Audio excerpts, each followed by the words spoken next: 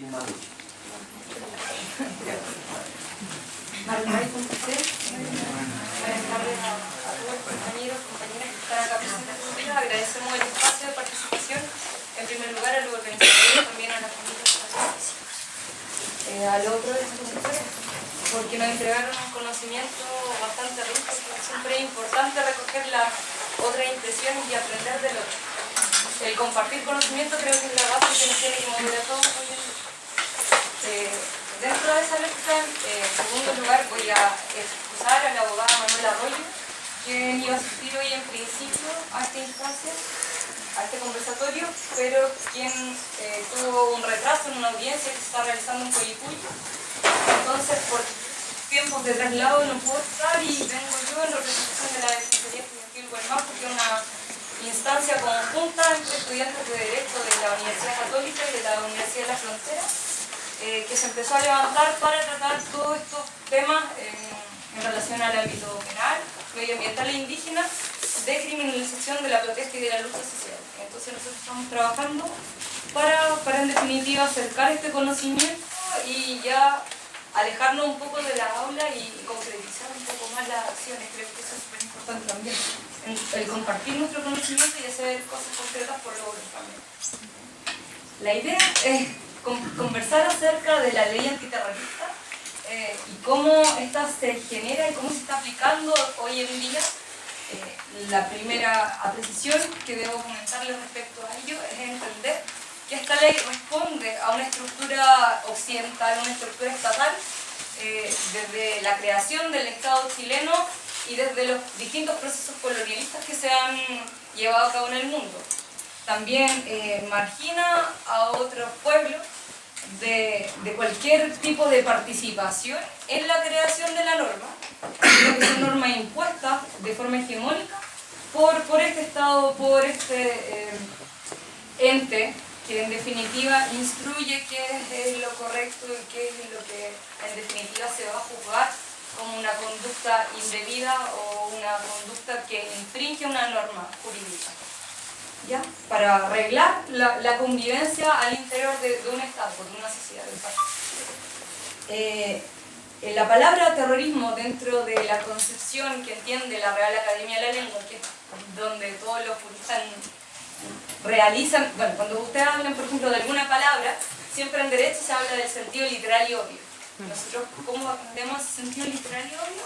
Normalmente a conceptos que ya están dados por diccionarios como el Oxford o por la Real Academia, que son instituciones que van generando pautas de lenguaje y que nosotros las adoptamos como propias también y las vamos desarrollando y las vamos comprendiendo, a veces nos autocuestionando. Y terrorismo se entiende como la denominación por el terror, una asociación de actos de violencia ejecutados para infundir el terror. Es decir, son diversos actos que están destinados a generar miedo, a conmocionar a la población, a asustar, a infundir este terror, que es una asociación ya como exacerbada del miedo. Esa es la primera aproximación. No hay una definición de conducta terrorista específica en nuestra ley, sino que más bien el artículo 9 de la Constitución establece que la conducta terrorista es atentatoria es contraria a los derechos humanos. Entonces ahí nos da otra aproximación. Nosotros también tenemos que hacer un análisis y los juzgadores, en este caso los jueces, son quienes tienen que discernir en base a lo que contiene la ley, la Constitución y todos los otros cuerpos normativos que se complementan al momento de atender un caso en particular, cuáles son las normas que se aplican y cuáles son los conceptos que ellos entienden como verídicos, más allá de lo que se establece. Hay una cuestión súper interesante que la sana crítica, esta posibilidad del juez de también juzgar más allá de lo que dice una norma en especial. Los delitos que se comprenden normalmente en la ley antiterrorista son delitos de homicidio, de lesiones, de secuestro. El secuestro contiene varios supuestos como la detención, la retención de una persona en calidad de rehén por un tiempo determinado, no necesariamente privándole de libertad por 1 o 2 días o por una cantidad de horas determinadas, sino momentos. Y la sustracción de menores. el envío de efectos explosivos, por ejemplo, las cartas, que por ejemplo, como pasó en el caso de Oscar Landerrecha, ahí está constituida y está normado específicamente eso como una conducta que constituye una conducta terrorista integrada a la ley antiterrorista. El incendio, delitos de estragos, las infracciones contra la salud pública, el descarrilamiento, etc. Y hacen una serie de descripciones de tipos penales. Los tipos penales son las conductas que se entienden penadas por la ley.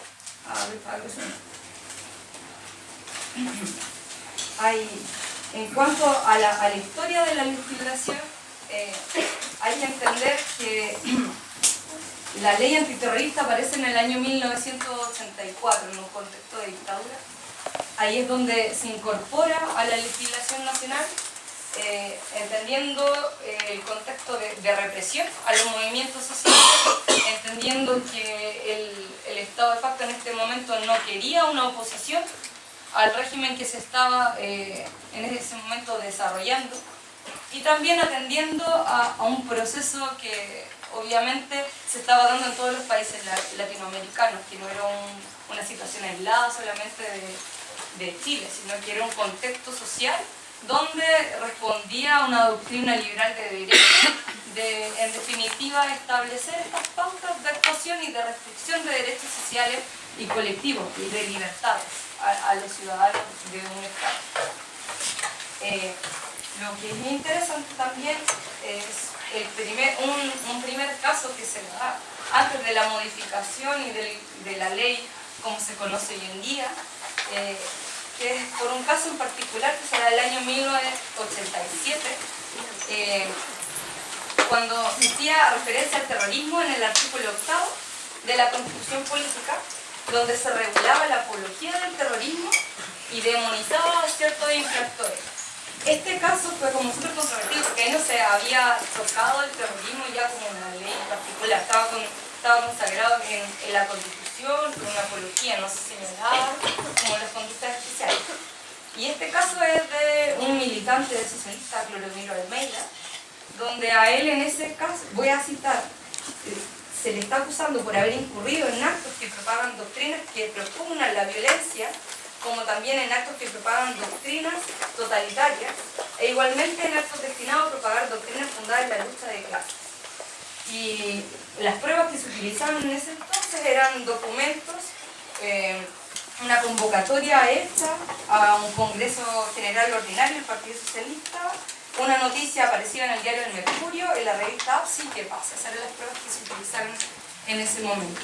Entonces ahí hubo toda una discusión en el Tribunal Constitucional para ver si era posible esta aplicación directa de la norma al caso concreto, porque no había una ley específica que condenara esta conducta. El tribunal dice que sí, que en definitiva es aplicable. Luego esto pasa una reforma, y luego en la reforma nos encontramos ya con la ley como la conocemos ahora. Se consagra en el artículo 9 también la Constitución. Hay otros capítulos, por ejemplo, el segundo, donde habla de la suspensión de derechos políticos para los casos de terrorismo, por ejemplo, el derecho a sufragio, o de participación en concursos públicos para acceder a cargos públicos del Estado, por ejemplo, o limitación a los derechos fundamentales para restringir específicamente los derechos de libertad ambulatoria, la libertad de reunión y la libertad de pensamiento, que son derechos que hoy en día son los más cuestionados, y es desde donde yo creo que nace toda esta controversia social también, de qué es lo que le interesa al Estado hoy día restringir y qué es lo que nos interesa a nosotros como ciudadanos poder exigir al Estado efectivamente que nos resguarde, porque que nos dé garantías de poder ejercer estos derechos sin una presión, sin un control hegemónico. Ahí viene como toda esta concepción. Luego, hoy en día, bueno, les voy a contar un poco qué dice el artículo 9 de la Constitución. Hay 4 cosas importantes al respecto. Vos un concepto de lo que es terrorismo, y que, como les dije anteriormente, señala que es contrario a los derechos humanos. Pero ¿qué entendemos nosotros por derechos humanos? Ahí tenemos que irnos a las convenciones internacionales. Entonces hay discusiones también académicas que son bastante extensas en relación a qué derechos están comprendidos dentro de los derechos humanos. Hay convenciones que señalan que, claro, todo aquello que atenten contra la persona humana, contra la vida, contra la dignidad, son derechos humanos.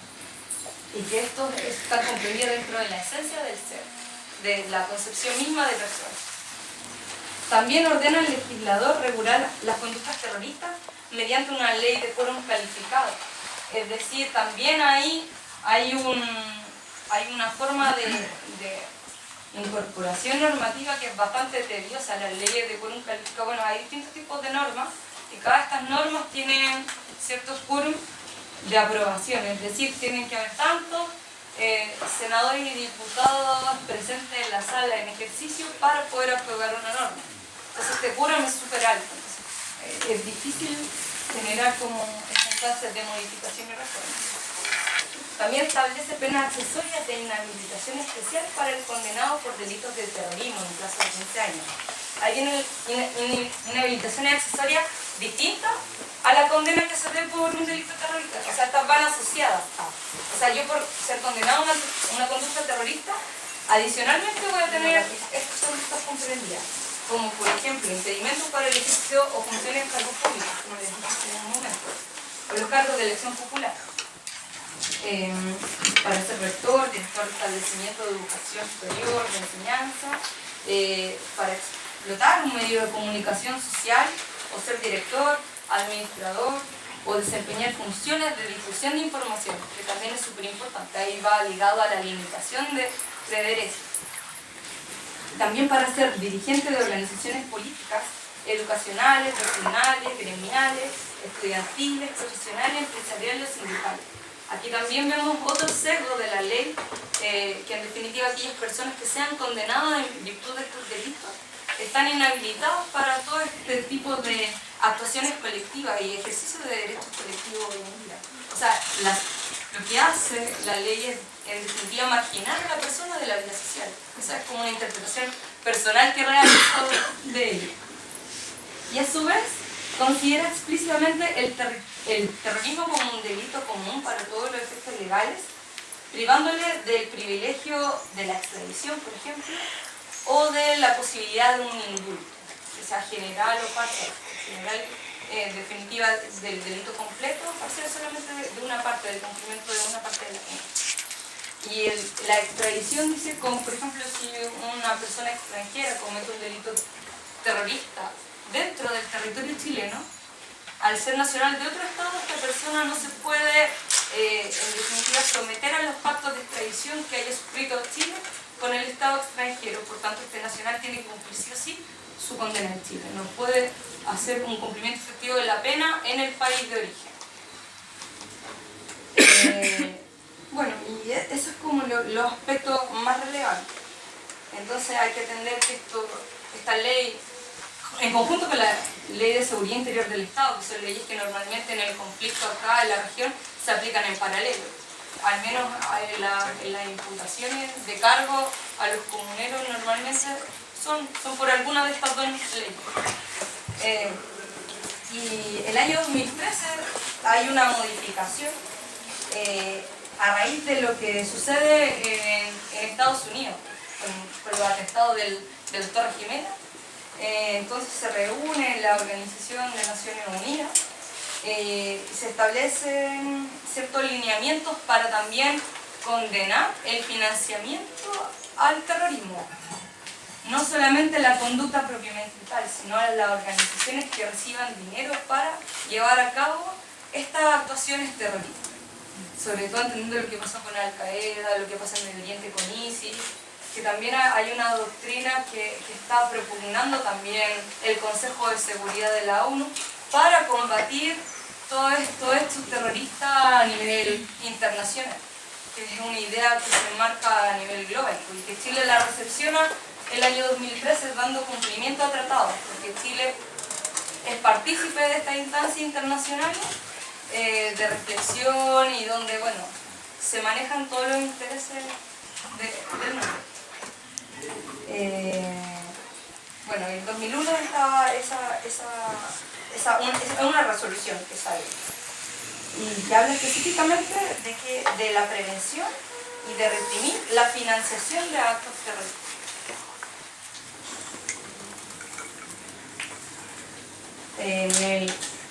El caso chileno es bastante particular, puesto que no son muchas las constituciones que tratan el terrorismo dentro de sus cartas fundamentales. En Latinoamérica se da en Perú, en Bolivia, pero no sé si habrán sufrido modificaciones después de los procesos constituyentes actuales, no lo he revisado. Pero normalmente en Europa se da en Alemania, en España, y que responden también a atentados que han sufrido, por ejemplo los de Atocha en España. En Estados Unidos hay una ley patriota que se llama, que también responde al hecho de los atentados terroristas del 11 de septiembre. Y en países como México y Colombia, el tratamiento constitucional responde sí al terrorismo, pero le agregan, le anteponen la palabra narco, lo tratan como un narcoterrorista, atendiendo ya a que hay grupos de narcotraficantes, asociaciones ilícitas que en definitiva para mover la droga realizan actos terroristas dentro de sus fines, pero no lo tratan propiamente tal como una limitación a derechos y garantías, sino va regulado en ese otro sentido. Hay varias cosas interesantes que se pueden señalar respecto a ello, pero quería abordar un caso particular que yo creo que ustedes lo han escuchado, el caso Lons.